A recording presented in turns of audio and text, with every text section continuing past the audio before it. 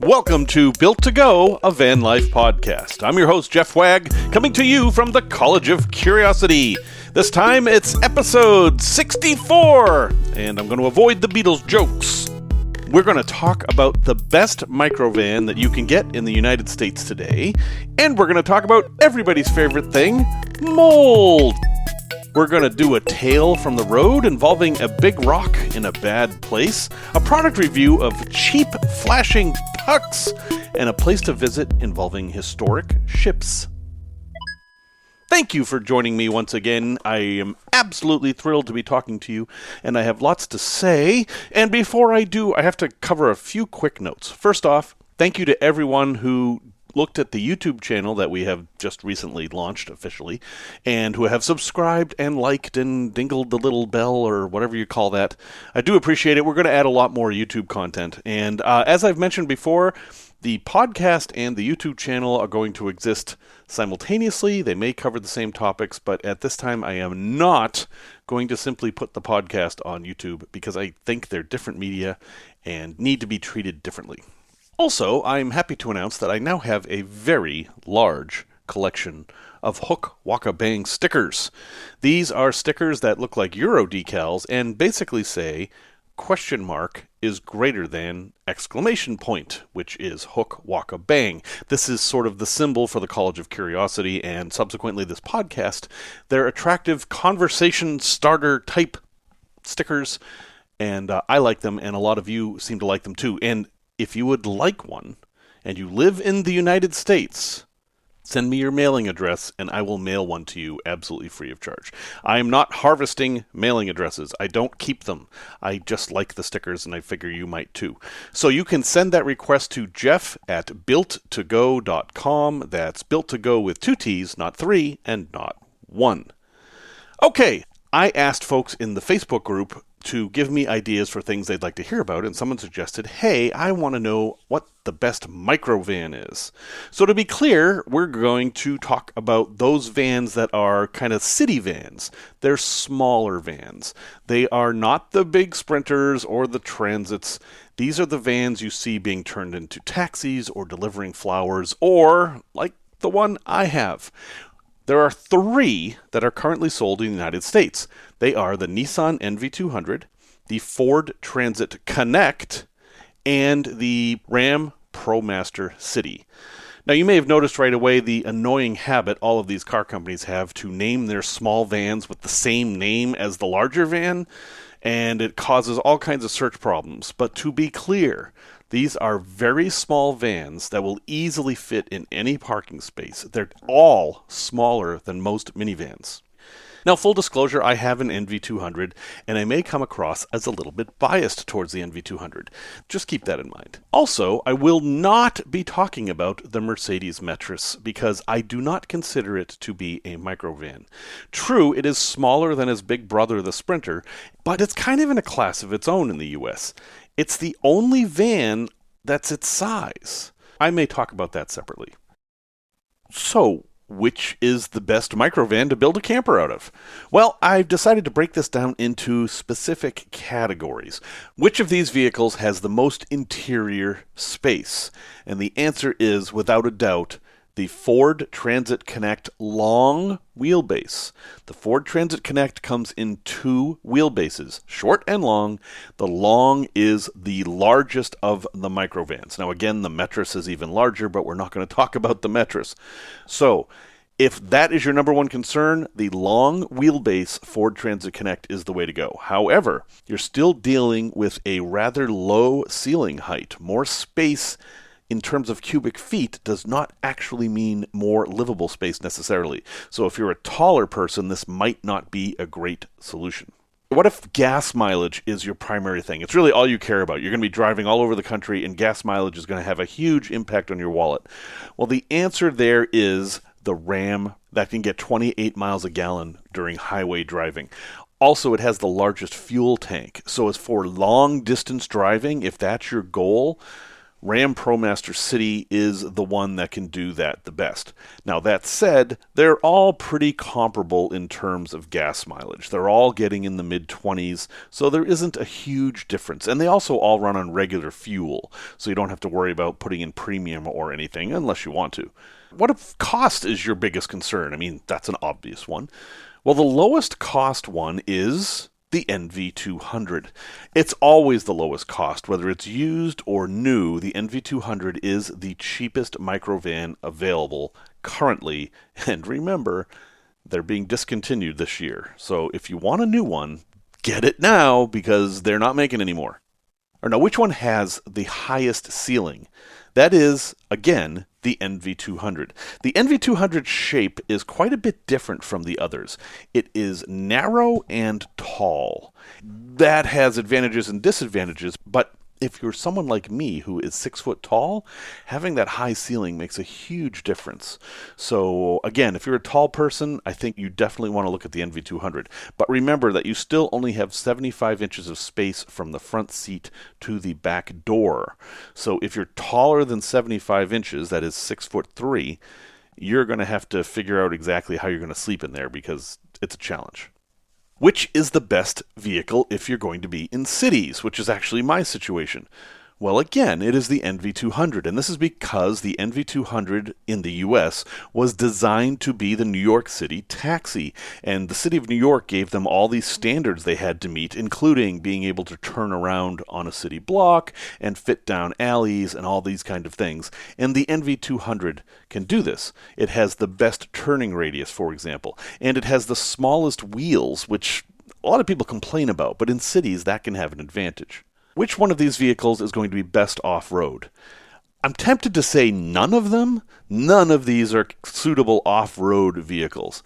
But if you're going to judge off-road worthiness by things like ground clearance, well, then the NV200 wins again with over 6 inches of ground clearance, which I don't consider a lot, but compared to the other two, it's quite a bit.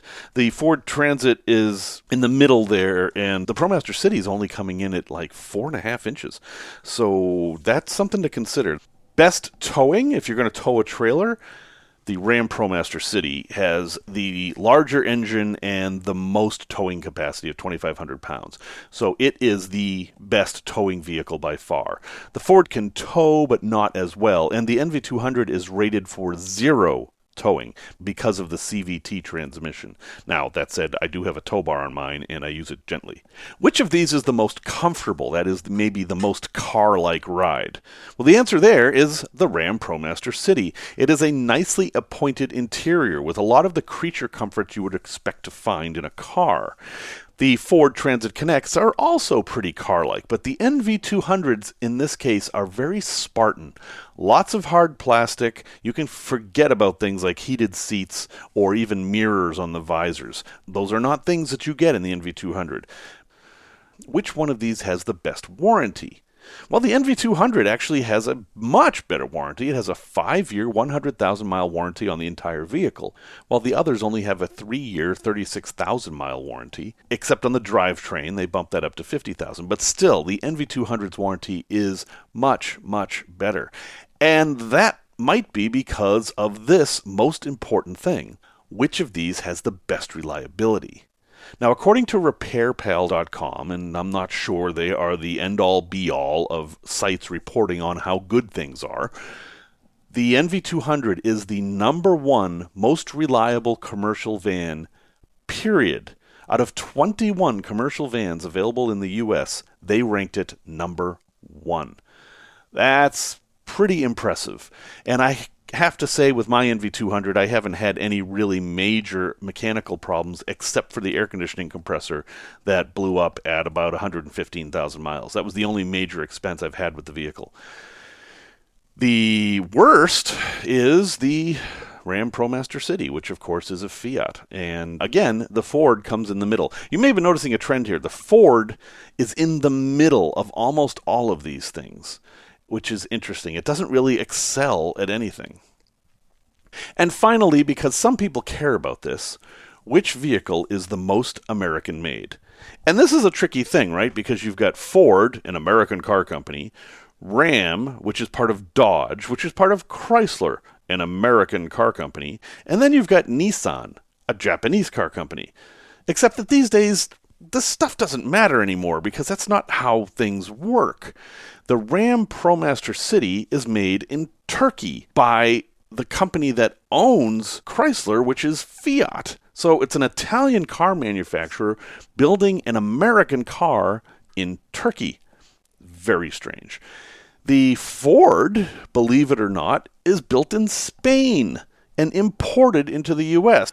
And the Japanese car is built in Mexico. So ultimately, again, the NV200 is the most American car, but in this case it's Central American. There are no microvans built in the United States. There are some minivans like the Toyota Sienna, but no microvans are built in the United States. So if that's something that you care about, you have your pick of Turkey, Spain, or Mexico.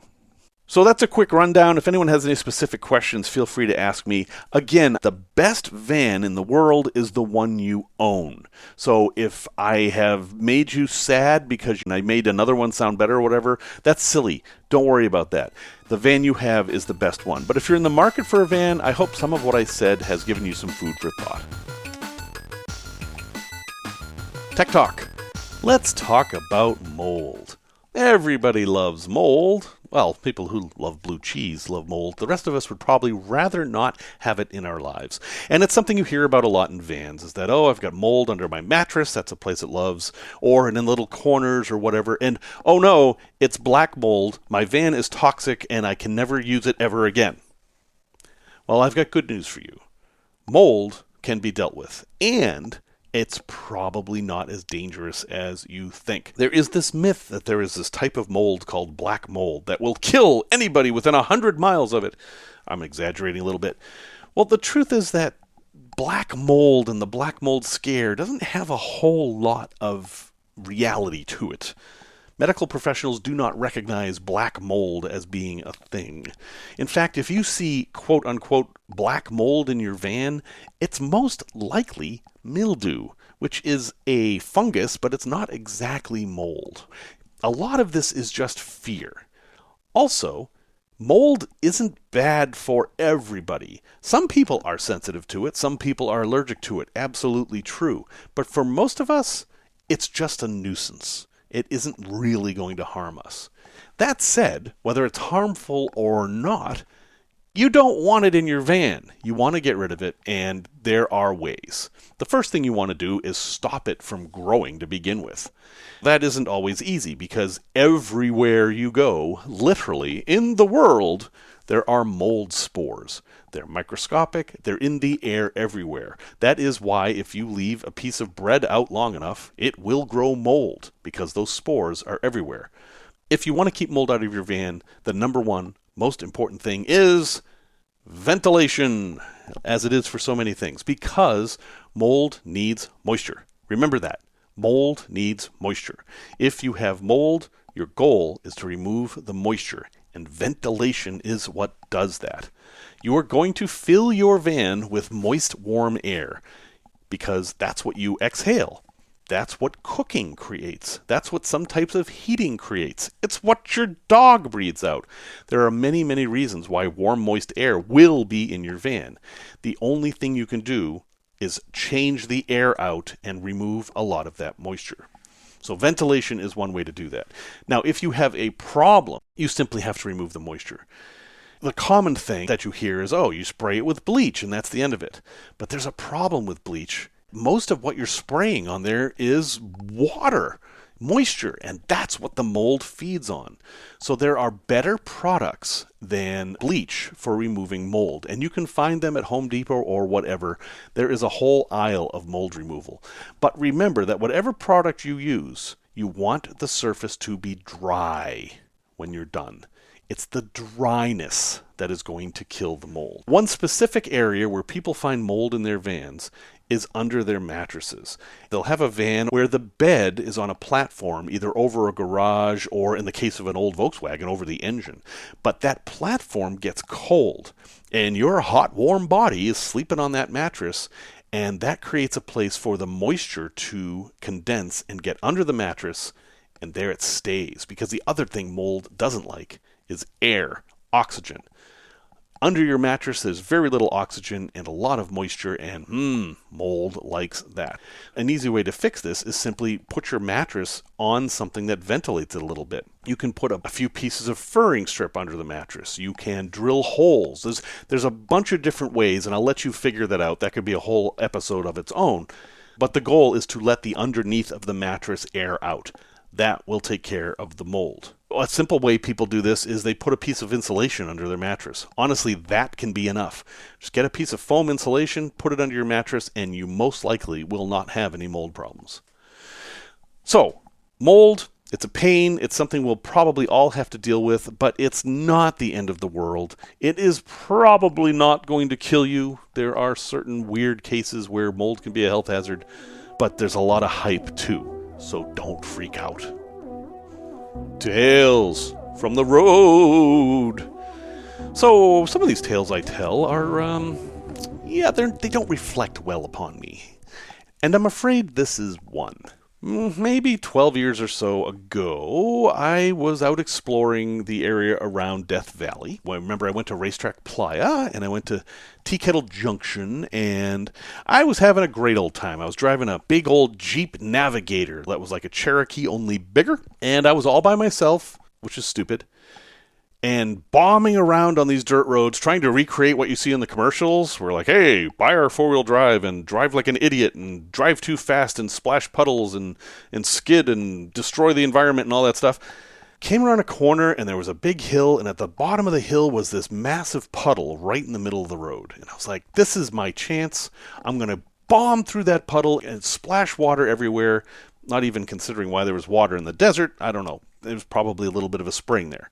I gun it, and I hit that puddle at maybe 40 miles an hour, and water splashes up from the front wheels, and then, clunk! I hear this enormous bang.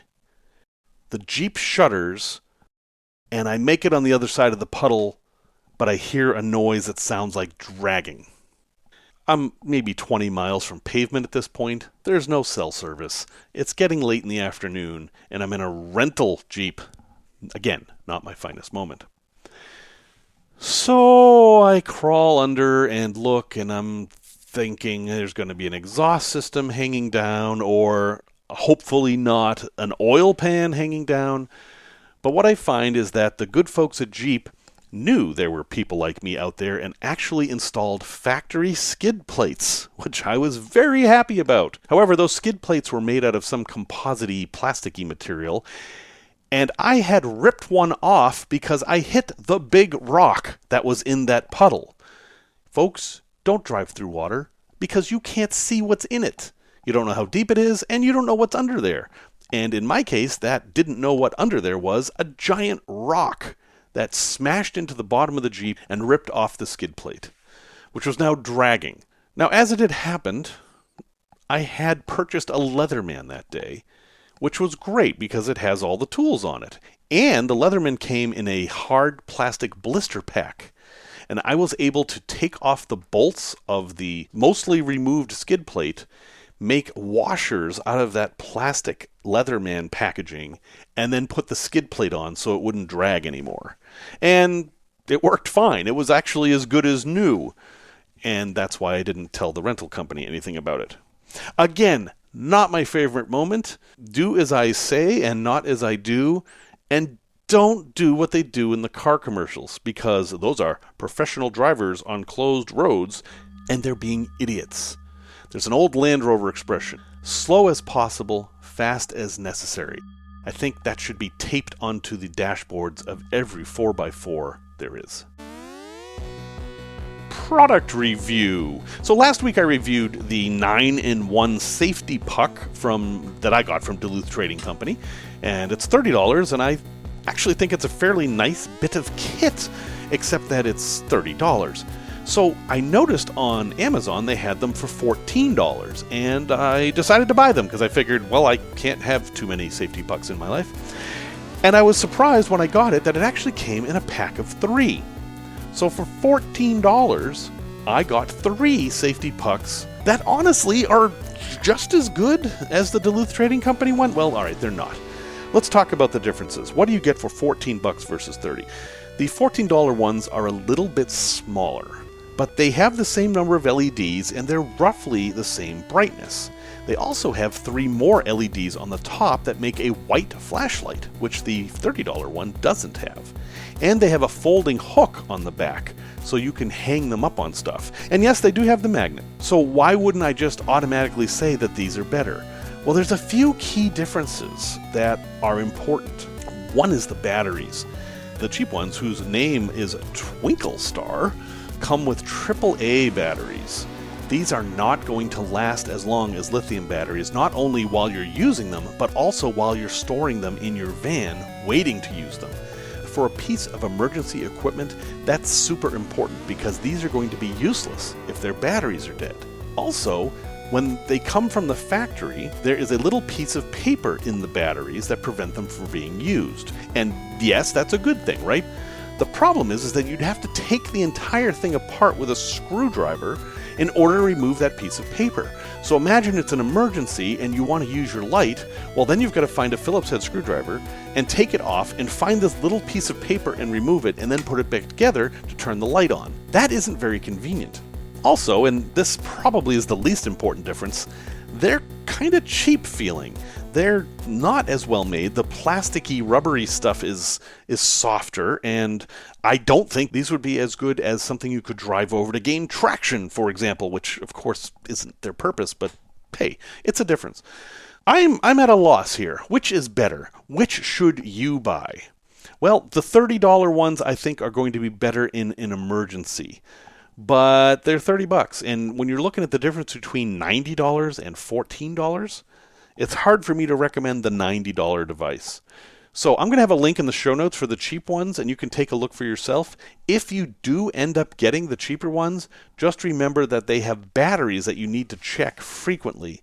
The expensive one is much better for someone who's just going to throw it in the back and hope they never need it, but want it to work when they do. A place to visit. Philadelphia is a great city in many ways. There's all kinds of stuff to see there, but one of my favorite things there is the ships they have. Right on the river between Pennsylvania and New Jersey, you can see and tour some amazing vessels, like the USS Olympia that basically won the Spanish-American War. It's the oldest ship from that time period that's still floating. And the SS United States is there, although you can't visit it, and that's always in some sort of limbo. And the USS Bakuna, which is a World War II submarine that you can go on. And there's the sailing vessel Moshulu, which has been converted into a restaurant, and it is really cool. The floors are all sloped because that's what was necessary for the ship. And on one end there's a bar, on the other end there's these tables. I mean, it's a really cool conversion of an old ship built in Scotland in 1904. So if you're ever in Philadelphia after COVID's over, because yes, all this stuff is closed, definitely check this place out. It actually costs you just parking to go see these vessels, and then there's a small admission fee if you'd like to go on them. And then when you're done, go have a drink on the Moshulu, especially at night. It's just a really cool experience. We had a great question. It was actually in an email conversation about whether you can use fire extinguishers in freezing weather. Do fire extinguishers freeze? And thankfully, I have a number of firefighters as friends, and one of them is Pat, who has been on the show before, and he offered to answer the question for us. So, here's Pat. Hi there. Pat DeGagne here to answer a question Jeff forwarded from fellow Canadian Liz. They would like to know if they can use a fire extinguisher stored in their van in below freezing temperatures. This being my line of work, I'll do my best to answer this. The easy answer to this question is yes and no, but mostly yes. As you may know, there are several types of extinguishers. Class A is the typical chromed, or red in Europe, canister filled with water you see hanging off the wall in most commercial and government buildings and is meant to be used to put out solid combustible fires like wood, paper, cloth, and most kinds of trash. They are nothing more than a pressurized container filled with water, and they will freeze if it gets too cold. Their use is also quite limited, so they are no good for van life. Next is Class ABC extinguishers, and they are what is most commonly used in homes and vehicles, and are widely available in hardware stores. Class B fires are flammable liquids and gases, like fuel, propane, and other oil-based products, and Class C are live electrical fires. ABC extinguishers are pressurized containers filled with a dry chemical powder, which is very similar to baking soda. They generally work by smothering the fire in a very fine powder. There are a few more types of extinguishers, like Class BC CO2 extinguishers, which are mostly used for electrical fires.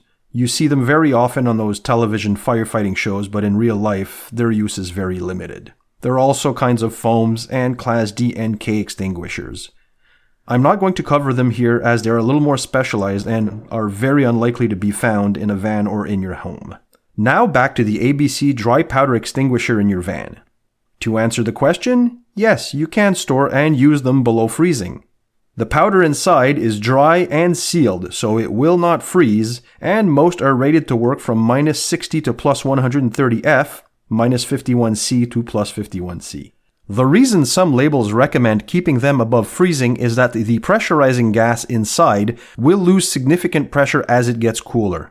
This means your extinguisher will still work below freezing, but it won't last as long and you will not have as much reach. So, if you ever have the misfortune of having to use a frozen extinguisher, do keep this in mind. While I do have your attention, I would like to highlight one common problem we see with extinguishers in vehicles.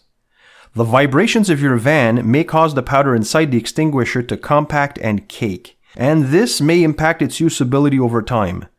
Fortunately, the solution is very simple. Just pull out the extinguisher once every 6 months to a year, flip it upside down, and give it a few light taps with a rubber or wooden mallet. Check to make sure the gauge or indicator is still full and the seal is still on while you're at it, and put it back well secured in your van. And stay safe on the road.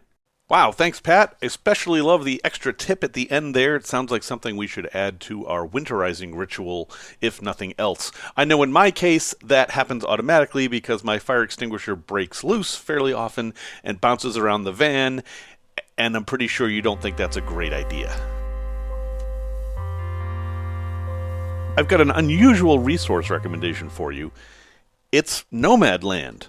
Not the movie, but the book. Audible has a deal where if you sign up, you get a free book. And if you don't already have an Audible account, this is a 1-credit item. But the book Nomadland, which I just finished, is an absolutely great introduction to van living. And yes, it has a whole lot of backstory about how older people lost their savings during the financial crisis of the late 20-aughts, etc. And there's a whole lot of story there. It is a great thing to listen to. But boy, if you are dipping your toes in the water of van life and you're not really sure if it's for you, this is going to present a reality that you need to accept. Now, your experience isn't going to be the same as the experience in the book necessarily, but it will teach you that you are going to encounter problems and there are ways to overcome them. That is kind of the story of the book. And even if you've seen the movie, it doesn't matter. The book is a completely separate thing. It stands alone, and I think it is one of the essential books that everybody who is considering living in a vehicle should read. So, check it out! Just a bit of van news for you here. First, yes, another electric van. Volkswagen has announced that its prototype electric van is going to enter production and even be available in the US as early as 2023. Now, with all of these announcements and such, I take them all with a grain of salt because a lot of times the announcement is made to gauge reaction and that will inform whether they actually do it or not. But I'll have a link in the show notes and you can take a look at this kind of fantasy electric Volkswagen microbus that theoretically we're going to be able to buy someday. Now, once you buy a van, we still have the problem of where to park it. Richmond, California has a big problem with nomads, that is, folks who live in vehicles, kind of taking over the town. So they have started doing something, or at least they're researching this, taking an old mall with a giant parking lot and making it a haven for folks living in their vehicles. It looks like they're going to make it really nice if the plan goes through. They're going to have electricity and water and security and a fenced area. Now, I don't know what this means for folks who might be just driving through and wanting to stay for a night or two, but it's interesting that communities are starting to think about this. Rather than just pasting signs everywhere that say no parking, give somebody a place to park that actually is suitable and they'll park there. This could be a good trend. And the last news story for this time, the United States Postal Service has picked a replacement for the vans that we have commonly seen for decades now, and that van is the Oshkosh NGDV. Let's just say it has a distinctive look with a gigantic windshield. Some folks have said, cool, and other folks have said, oh my God, that's the ugliest thing I've ever seen. I'm going to let you decide, but I'll tell you what, this thing is kind of a combination between a step van and a golf cart, and I would love to turn one into a camper. It's probably going to be a long time before any of them enter the used market, but it's a fun thing. I'll have a link in the show notes to all these stories, and you definitely want to see the picture of this new postal van. Thanks for listening to episode 64. I absolutely appreciate you and all the wonderful comments I get every week. Again, as a reminder, please check out our YouTube channel. It is Built to Go, a YouTube channel. And if you'd like to get involved in the community a little bit, we are on Facebook at Built to Go, a Facebook group. Music, as always, is by Simon Wagg. And I definitely want you to tune in next week because we're going to have a very important episode about anxiety. It's a little risky, but I'm going to do it. Until next time, remember what Herman Melville said, "A smile is the chosen vehicle of all ambiguities."